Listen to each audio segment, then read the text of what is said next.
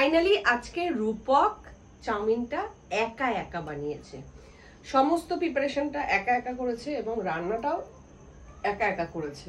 আর দেখো, কাছ থেকে দেখো, এরকম একটা মানে তেল ছাড়া চাউমিন, ঠিক আছে? তেল ছাড়া চাউমিন না, অল্প তেলে, যেটুকুনি না দিলে নয় আর কি। তা তুমি একটু টেস্ট করে দেখো। হ্যাঁ, আমি ওটা করবার জন্যই কিন্তু খুন্তি দিয়ে তুলছিলাম। নুন মিষ্টি সবকিছু ঠিক আমি আছে একটু কিনা। ডিম দেখে তুলি। আমি কোনো সস মেশাইনি।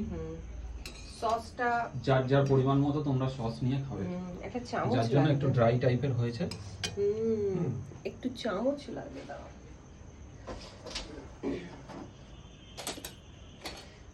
তা চলো বন্ধুরা, ফাইনালি আমি টেস্ট করে দেখি যে পারফেক্ট আছে কিনা।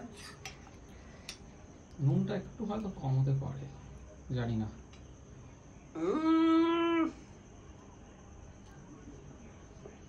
একদম ভালো হয়নি, মুখে তোলা যাচ্ছে না। হতেই পারে না, হতেই পারে না। খুব বাজে খেতে হয়েছে। খাচ্ছ কেন তাহলে? আচ্ছা, রাতে আর কি খাবো? কিছু তো নেই, খেতেই হবে।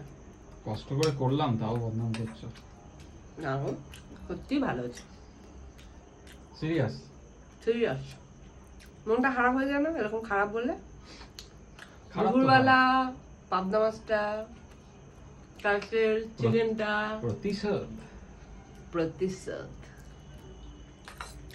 বোঝো, একটা কষ্ট করে করলে।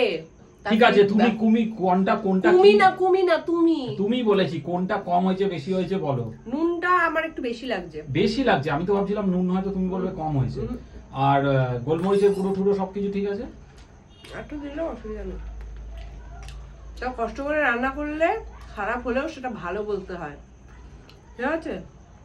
তাহলেই ভালো লাগে, মানে যে করে তার আরো আনন্দ লাগে, সে আরো আনন্দ করে আরো ভালো ভালো খাবার রান্না করে খাওয়ায়। ঠিক আছে, তাহলে তুমি একটা কাজ করো, এটা তাহলে একটা পরিবেশন করতে হবে। পরিবেশন একটা পাত্রে ঢেলে করো, পরিবেশন করো।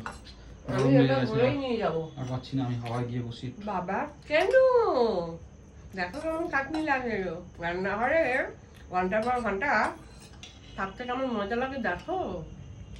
একদিন করেই হাঁপিয়ে গেছে রূপক বাবু। তাই যাই হোক বন্ধুরা, ভিডিওটা আর বাড়াচ্ছি না।